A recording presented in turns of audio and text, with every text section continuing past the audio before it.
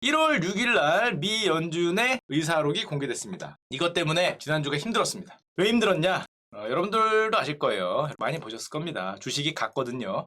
미국 주식이한테. 야, 우리나라 주식도 많이 갔죠. 정말 뭐 좀 이따 나오겠지만 우리 카카오, 네이버 훅훅 가면서 주식이 엄청나게 빠졌고요. 저게 등장하면서 미국채 금리가 10년물이 1.5%에서 1.8%까지 올랐죠. 이 미국채 금리예요. 탁탁탁탁탁 올라서 1.8을 찍고 지금 좀 왔다 갔다 하고 있는데 거의 뭐 30bp가 한 2주 만에 올랐기 때문에 엄청 많이 올랐다고 할 수 있고, 특히 나온 말을 조금 정리를 해드리면, 그래도 뭐 아무리 코믹 방송이어도 경제 방송이기도 하니까 이렇게 얘기를 했습니다. 파월 형이 광어 가격 자꾸 오르는 거 문제가 있지 않냐라고 얘기를 하니까 문제가 있는 거 맞다. 그래서 내리기 위해서 더 일찍 또는 더 빠르게 기준금리를 올릴 수 있다. 광어 가격 안정화 저에게 맡겨주십시오.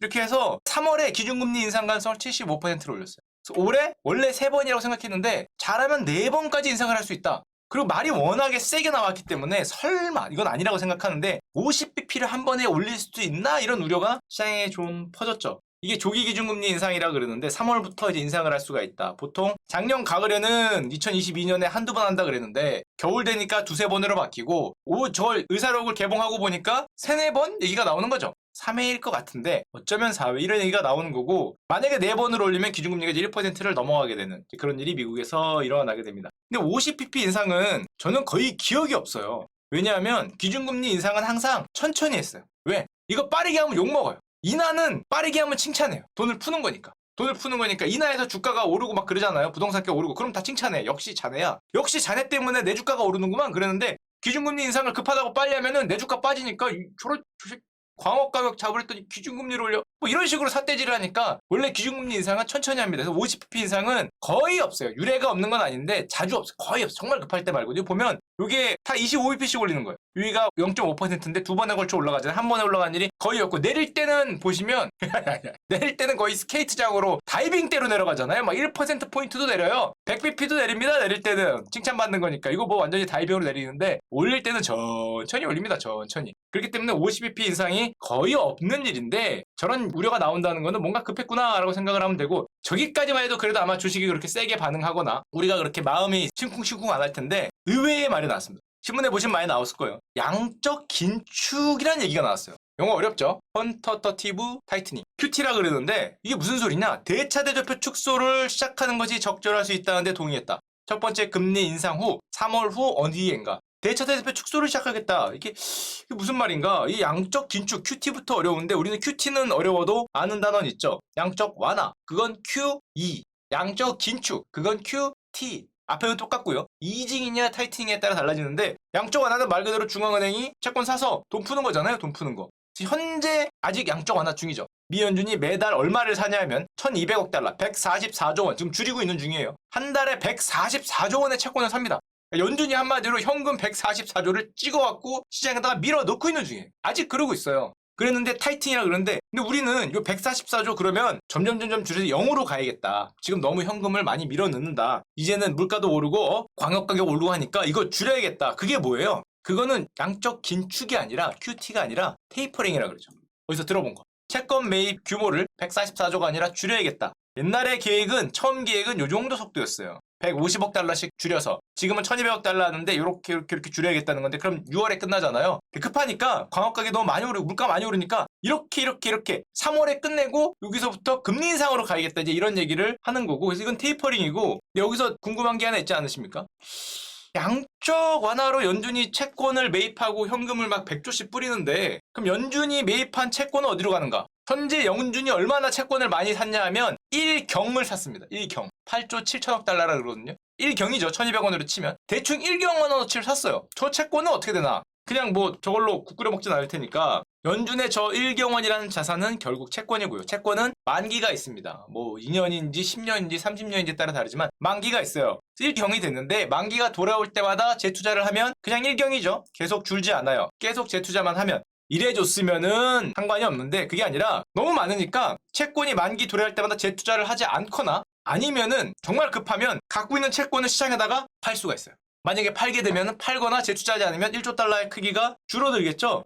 앞에 있는 소극적 이런 건 제가 붙여봤는데, 한마디로 저런 식으로 지금 1조 달러로 예상되는 자기의 재무제표에 있는 채권을 줄이겠다. 그게 QT 양적 긴축입니다. 소극적으로 하자면은 채권 만기 도래분을 재투자하지 않거나 만기가 도래할 때마다 현금을 받으면서 재투자하지 않거나 이러면 천천히 줄어들겠죠. 그게 아니라 좀 급하면은 보유 채권을 시장에다가 내다 팔 수 있겠죠. 내다 팔 수 있는데 물론 연준이 정신 나갔다고 시장에다가 막 엄청나게 갖다 던지면서 아이 충격받을 애들아 하고 던지지 않을 테니까 만약에 일경을 당해봐라 하고 던지면 우린 파산입니다. 누가 받아줄 거야 그거. 파산인데 그건 아니니까 하여튼 그런 식으로 줄이는 게 양적 긴축이고요. 지금의 연준의 대차 대조표는 어떻게 생겼냐? 이렇게 생겼습니다. 여기 8조 달러 넘었죠. 1경이에요. 지금 연준의 한마디로 현금을 찍어서 이 정도를 뿌린 거예요. 시장에 뿌리고 저 정도를 채권을 들고 있는 거예요. 이제 받아야 되는 거죠. 돈을 받아야 되는 상황인데 이 보면은 역사상 양적 긴축이라고 부르는 갖고 있는 대차 대조표를 줄이는 게 딱 한 번 있었어요. 늘리는 거는 여기 버냉키 시절부터 꽤 자주 늘렸는데 양적 긴축은 여기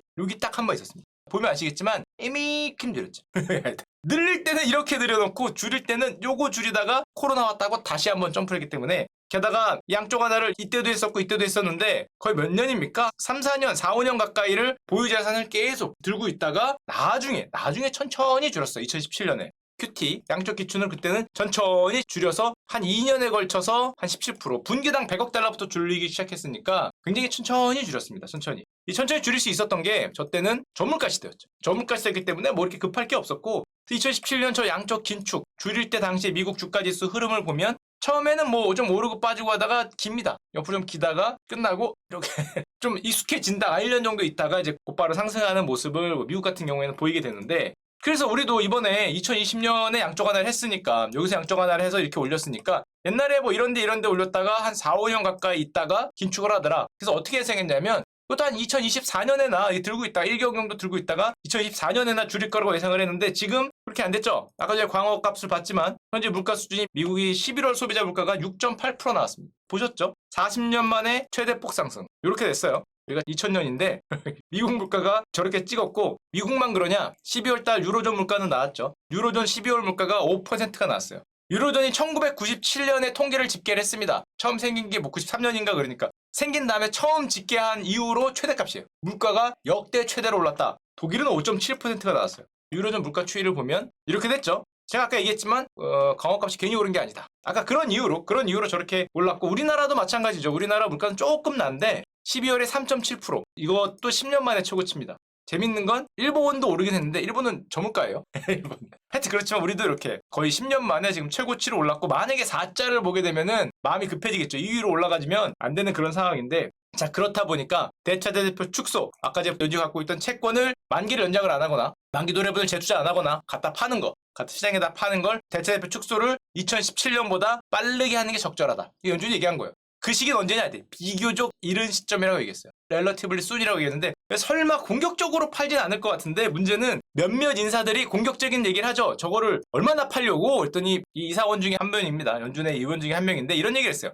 미국의 국내 총생산의 35에서 20% 정도로 줄이는 걸 목표로 해야 된다. 이게 무슨 소리냐면 미국 GDP 20%가 4, 5조 달러입니다. 근데 아까 연준의 자산이 8.7조 달러예요. 한마디로 절반을 날려야 된다는 소리를 한 거거든요. 이 아저씨는 매파해서 그러긴 한데 이렇게 공격적으로 안 할 텐데 만약에 절반을 빠른 시간 내에 날린다 그러면 좀 무서운 거죠. 그렇게까지 안 하겠지. 저렇게까지 안 하고 저렇게 하면서 말을 이렇게 터프하게 하면서 물가가 내려가길 광학 가격이 내려가길 기대하는 거고 지금 이런 말이 나옵니다. 올해부터 아마 9월부터 좀 양적 긴축이라고 그러죠. 보유하고 있는 채권을 지금까지는 채권을 사면서 돈을 뿌렸는데 이제는 반대로 채권을 주면서 돈을 가져오는 거를 실행할 수 있다. 월에 최대 1000억 달러 그러니까 100조 가까운 돈을 할 수 있다는 얘기가 나오고 저게 나오니까 우리 주식시장이 많이 밀렸고 양적 긴축이라는 게 채권을 더 사주지 않는 거고 보유 채권을 매각하는 거고 채권의 가격이 하락하고 아시겠지만 채권의 가격이 하락하면 채권의 금리가 상승하겠죠. 그래서 만약에 저런 양적 긴축이라는 걸 하면 이런 의문을 많이 가져요. 미국채 금리는 어디까지 올라갈 수 있을까? 지금 미국채 금리는 전 세계 금리가 마찬가지인데 40년 하락입니다. 40년.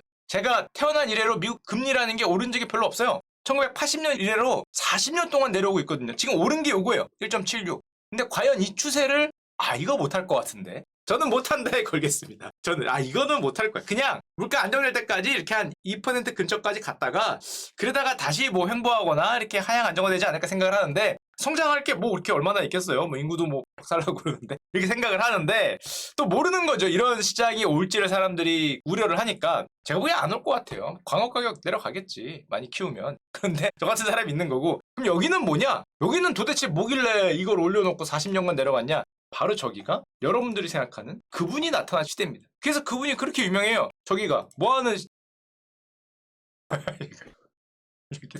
이분이 등장을 했죠. 뭐 물가 올라서 어떻게 해야 돼요 지금. 경기도 안 좋았어요 이때. 경기도 안 좋고 물가도 올라서 뭐 스태그플레이션 뭐 이런 얘기. 우리 어떻게 해요 그랬더니 됐고 경기는 나는 모르겠고 이 새끼들 하면서 미친듯이 금리를 올려서 엄청나게 올려서 진짜 뭐 기준금리를 어디까지 올렸더라? 20%인가? 하여튼 뭐 엄청나게 올려갖고 여기까지 금리를 올린 다음에 그거 보란 말이야. 내가 물가 잡았단 말이야 했던 게 이제 볼커 아저씨죠. 옛날에 슈컬리에 몇 번 나왔는데 왜 이 아저씨가 지금까지 슈컬리에 나오는지 차트만 봐도 알 수 있다. 차트만 봐도. 이 아저씨 아니었으면 그냥 이런 거죠. 이렇게 되는 건데 이 아저씨가 중간에 이거를 만들어서 이때도 경기 침체, 물가 상승이 동시에 왔는데 경기고 나발이고 관심 없고 물가를 때려잡았던 그 아저씨가 이 아저씨고 생각해봐요. 경기도 안 좋은데 금리를 올려. 좋아하는 사람이 있습니까? 내 삼성전자 주식 지금 7만원, 8만원 왔다 갔다 하는데 엄청나게 타이트닝을 해. 그래서 이게 봐 4만원으로 빠져요. 예를 들면 5만원으로 빠져요. 수많은 주식들, 수많은 집값. 내 집이 지금 올라서 이제 15억인데 저 아저씨가 저거 해갖고 엄청 빠져. 예를 들면 7억, 8억 해요. 그럼 욕 엄청 먹겠죠? 그래서 저 폴 볼커 아저씨가 엄청 커요. 2m입니다. 2m. 키도 크고 등치도 이런 아저씨인데 보면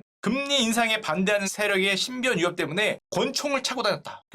목숨 걸고 하는 거다. 목숨 걸고. 야 금리를 20%까지 올리고 있는데 기준금리 미친듯이 올리면서 광학가격 잡겠다고 그러고 있으니까 이 사람들이 적이 많아요. 기준금리 올리는 건 다 싫어요.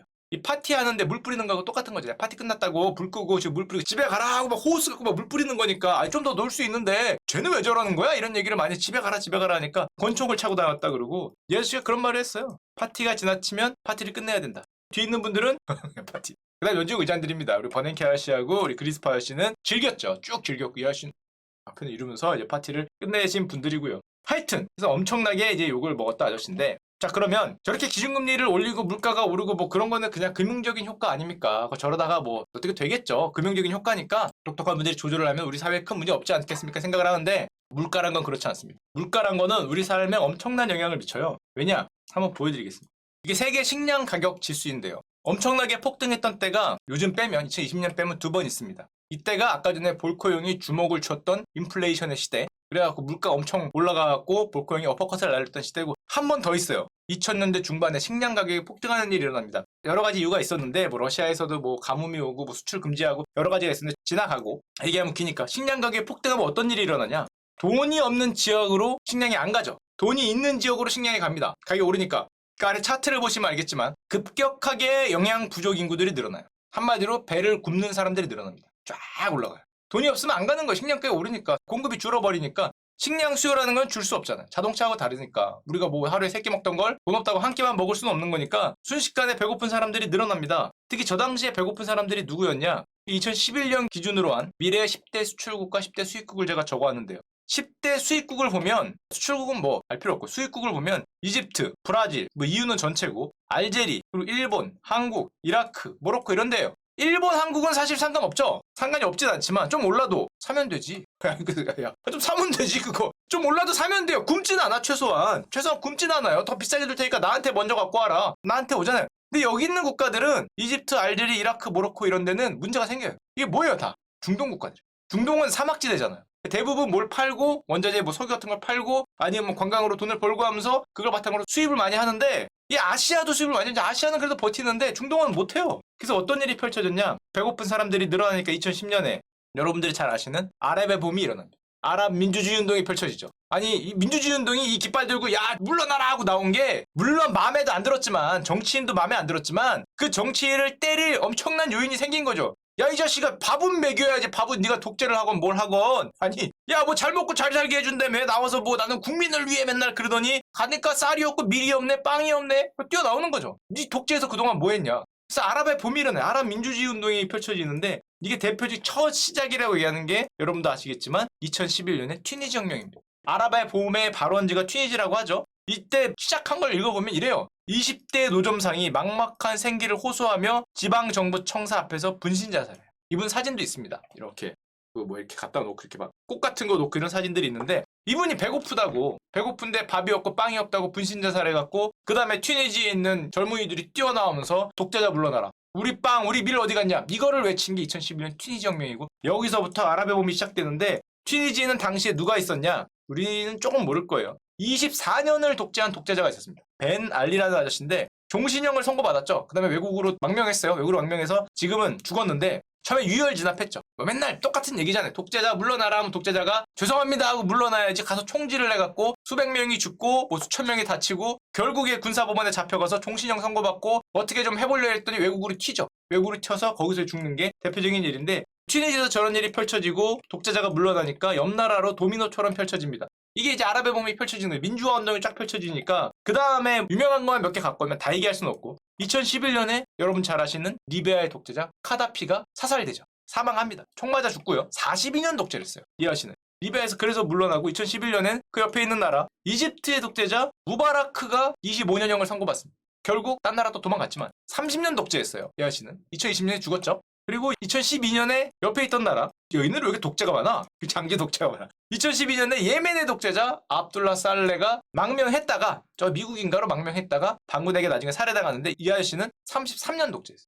독재자들이 결국에 쌀없고 배고프다라는 민중의 소리에 아랍의 봄이 오면서 이 튀니지에서 시작했잖아요. 튀니지의 국화가 제스민입니다. 그래서 이 혁명을 우리가 제스민 혁명이라고 얘기를 하죠. 한마디로 제스민 혁명이라는 게 물가 상승, 그리고 또 식료품 가격 폭등 이런 걸로 인해서 약한 부위가 찢어지면서 약한 부위가 터지면서 그대로 나왔던 게 이때 당시인데 그 제스민 혁명 당시에 세계은행의 발표를 보면 물가 상승과 식량 부족으로 33개국의 사회가 불안해졌고 20개 국가에서 격렬한 식량 폭등, 가격 폭등이 일어났다. 뭐 이런 게 있고요. 자 그러면 지금 쭉 봤는데 과거에는 그랬고 제스민 혁명이 일어났고 근데 최근에 보면 식량 가격 지수가 어때요? 여기입니다.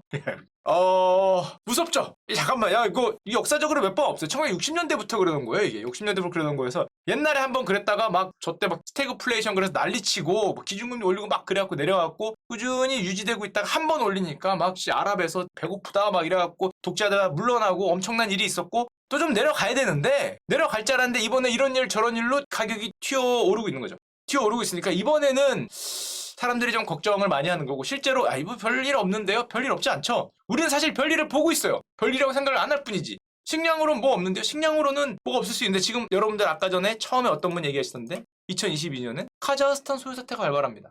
뉴스를 보셨죠? 카자흐스탄의 소유 사태가 왜 발발했어요? 독재자가 뭐 총으로 쏴서 그것도 있지만 여기는 LPG 가격이 올렸어요. 생활 물가를 올린 거죠. 2배, 3배 막 2.5배 이렇게 올린 거예요. 그러니까 살기 힘드니까 뛰어나온 거죠. 또 뛰어나와서 독재자입니다. 엄청난 독재자가 독재를 하고 있는데 소요 사태를 펼치죠. 똑같죠. 아랍의 봄하고 뛰어나와서 이거 어떻게 된 거냐? 너 지금까지 뭐 했냐? 그러니까 여기 독재자가 어떻게 했겠어요? 총으로 쐈죠. 또 총으로 쏴서 많은 사람들이 죽으면서 지금 카자흐스탄 소요 사태가 발발하는데 지금 내각이 총 사퇴되고 지금 뭐 미안하다. LPG 가격 내려줄게. 근데 이미 총으로 쏘고 있는 LPG 가격이 문제가 아니죠. 이젠 네가 지금까지 했던 거에 대해서 단죄를 하겠다라고 나서고 있으니까 카자흐스탄이 지금 주요 도시가 비상사태고 지금 뭐 총 쏘고 우리나라 옛날 그런 모습을 보듯이 학생운동하던 때를 보듯이 카자흐스탄 시위가 확대되고 있고 카자흐스탄이 내각과 총리가 총사퇴했는데 이 나라는 내각과 총리가 문제가 아니죠. 누가 있느냐? 누르술탄 나자르바예프라는 대통령이 있습니다. 지금은 전 대통령이에요. 지금은 뒤로 갔는데 다른 대통령이 앞에 있는데 무려 30년째 하고 있습니다. 이 아저씨의 대통령 연역을 좀 보면 저 나자르바예프 아저씨의 연역 우리는 옛날에도 많이 말씀드렸지만 아주 한눈에 알 수 있어요. 1991년에 득표율 98.8%로 초선이 됩니다. 99년에 81%로 재선이 돼요. 2006년에 3선을 하는데 이게 안 되거든요. 그러니까 안 되면 뭐라 하겠어요. 3선까지밖에 안 돼요. 4선이 안 돼. 2006년, 7년, 8년 가니까 중간에 뭐 우린 잘 알죠. 많은 나라에서 이걸 하죠. 많은 나라에서 뭐 저기 우리 옆에 있는 저 뭐 옆 나라들 우리 위에 있는 나라들 뭐 하여튼 많은 나라들이 이걸 하는데 개헌을 합니다. 대선 출마 횟수 제한을 삭제하죠. 아이씨. 하여튼 뭐 할지 뻔한데 삭제를 하고 이 나자르바예프한테 엘바시 국부라는 호칭을 줘요. 이게 말이 국부지 상황이죠. 상황. 네가 대통령을 안 하더라도 엘바시로 활동할 수 있는 거의 상황 호칭을 주는데 95.5%로 4선을 합니다. 97.7%로 5선을 해요. 이쯤에서 사람들이 얘기하는 거죠. 야 이게 맞냐? 97.7%가 맞냐? 뭐 야당 후보를 다 죽였나? 야당 후보가 없나? 야당 후보가 고양이가 나와도 저거보다 높을 것 같은데? 뭐 멍멍이가 나와도? 하여튼 그렇게 됩니다. 사람들이 점점 물음표를 띄니까 2020년에 은퇴를 선언해요. 근데 은퇴를 선언하는데 자기 꼭두가시 같은 애를 앞에 대통령으로 내세우고 자기는 국가안보회의 의장 겸 엘바시로 사실상 뒤에서 수렴천하는 거죠. 게다가 이번에 그 대통령으로 앞에 내세워준 어떻게 보면 꼭두가시를 내세워준 그분이 뭐를 추진했냐? 이게 정말 유명합니다. 카자흐스탄의 수도 이름이 원래 아스타나였는데 이름을 바꿔요. 누르술탄. 누르술탄이 뭐냐 하면 아까 전에 보셨지만 이분 성함이 누르술탄 나자르바예프입니다. 한마디로 우리나라 수도를 슈카로 바꾼 거죠. 괜찮은데? 괜찮은데?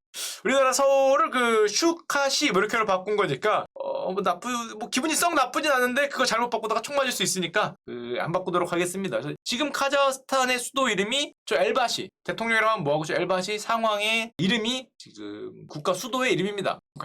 그런 상황이고 가장 유력한 후계자라는 분도 장녀예요. 장녀. 사위는 재벌이고 조카는 부의장이고 뭐 그렇습니다. 한마디로 이쪽이 다 저렇게 꽉 잡고 있으니까 시위가 일어났다고 볼 수 있고 저걸 시위가 일어나니까 물론 카자흐스탄 대통령이 장난하냐고 경고 없이 조준 사살을 하겠다. 어디서 많이 듣던 말인데요. 실제로 조준으로 사람들을 많이 죽습니다. 카자흐스탄 시위에서 수십 명의 사망자가 발생을 하고 저렇게 되면 항상 독재자 하는 분들이 위기에 몰리고 쫓겨날 것 같으니까 SOS를 치죠. 어디에 치겠습니까?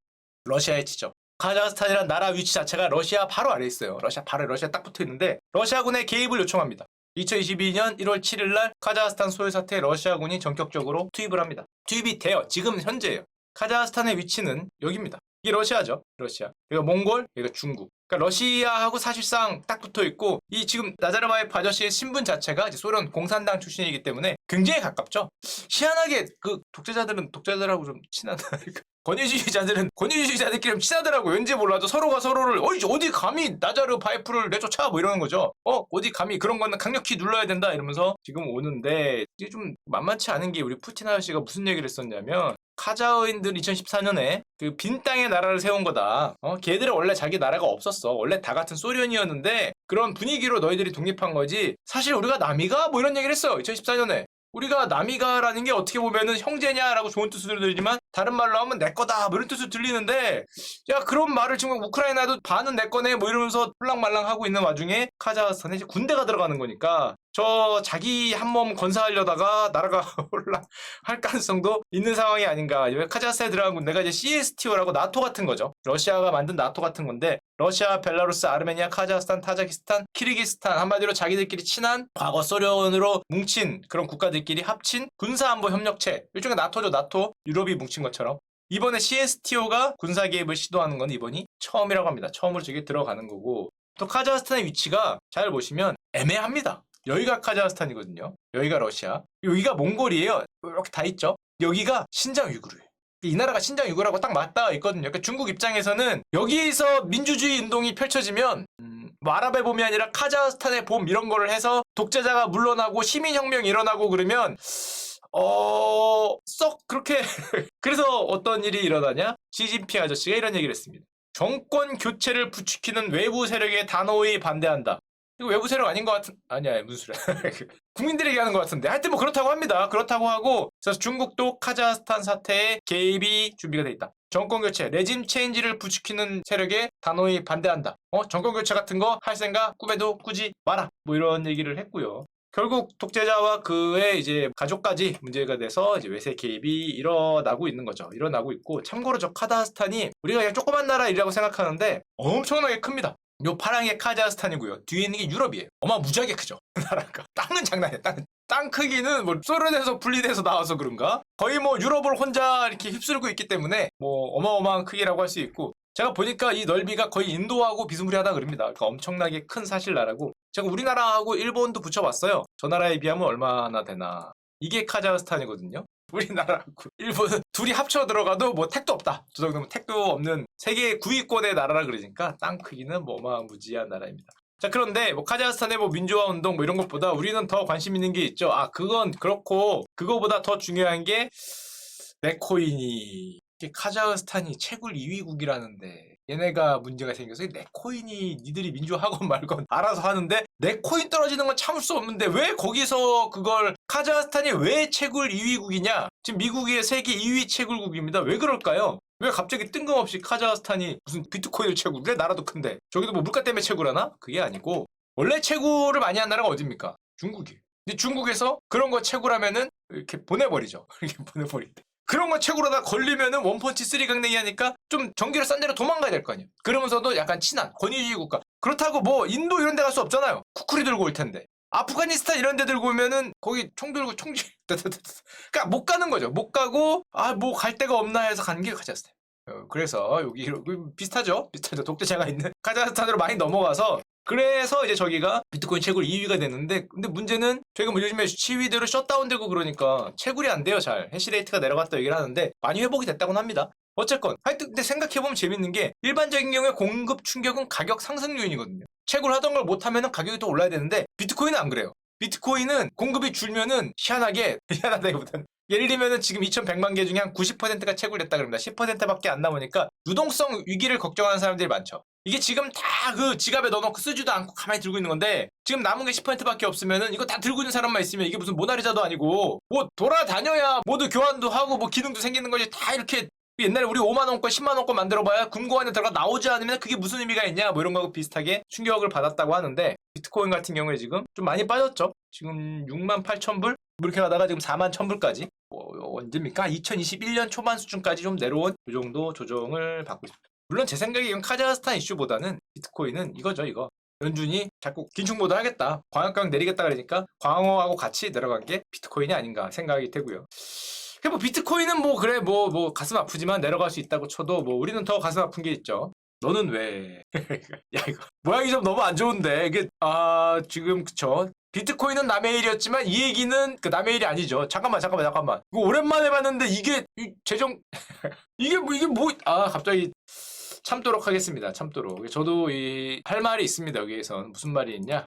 사람 있어요. 사람 있거든요. 오랜만에 봤네. 저렇게 빠진지 몰랐어요. 저렇게 빠진지 몰랐는데 어째 내 계좌가 이상하더라. 잔고가 이상하다 싶었더니 뭔가 문제가 있는데 사람 있습니다. 사람이 있기 때문에 살려주셔야 됩니다. 지금 많은 분들이 들었어요. 많은 분들이 저뿐만 아니라 정말 많은 분들이 지난달에만 5천억을 담았다 그러니까 꼭 살려주시기를 믿어 심지 않고 언제 그렇게 빠졌지? 하여튼 뭐 그런 일이 펼쳐지고 있고요.